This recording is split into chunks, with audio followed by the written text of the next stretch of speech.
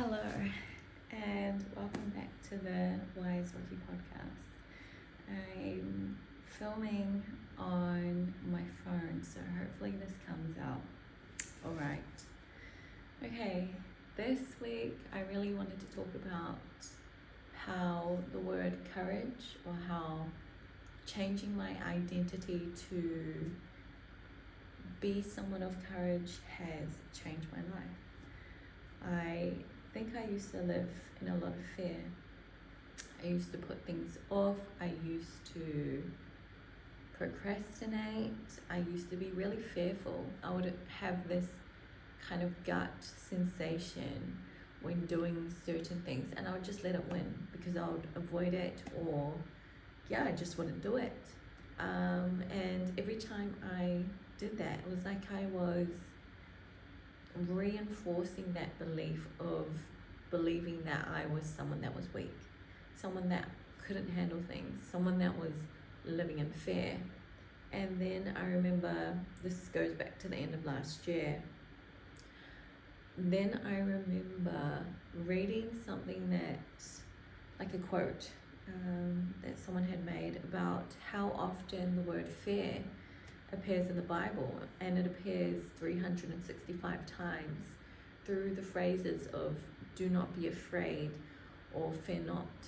365 times, and that to me corresponds each one of the days of the year.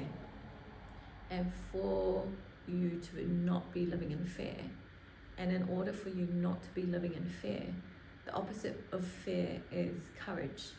To do something despite feeling it, to move into the fear and embrace it and do something, like take some action. And once I started doing that, my life started changing. The way that I viewed myself changed, how I showed up changed, even the people in my life started changing. Even when I face certain challenges, it changes. So, like last week, I had the whole flat tire, car battery, reversing the car, credit card, everything was happening. What happened today? Another flat tire, but my mind was still calm because I believe that I'm a person of courage. And when you have that mindset, when you identify someone that embodies the quality of courage, how would they show up in the world?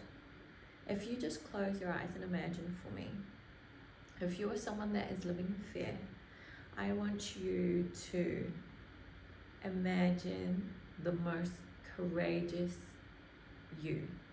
What are they wearing? Who do they hang out with? What environments are they in?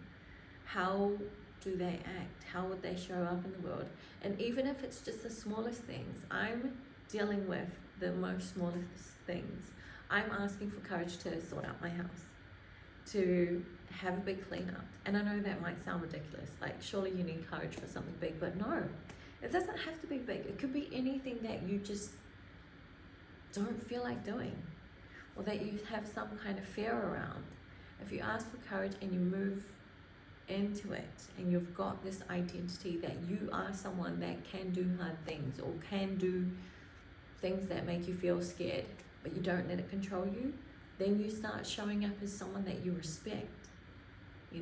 Because we always, and when we're watching movies, do we respect someone that is hiding away from problems, that is shying away from it? Think of all your superheroes and stuff like that. Are they, they probably are scared, but are they letting the fear overrule them? Or do they feel the fear and move through it and do something anyways?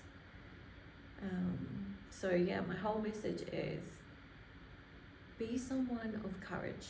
If you're someone that is living in fear, just do something simple. Even if you have the courage to have a shower, or the courage to do the dishes, or the courage to, just as long as you're doing something and you're not letting the fear win, that is a win in my books. And it'll only just snowball.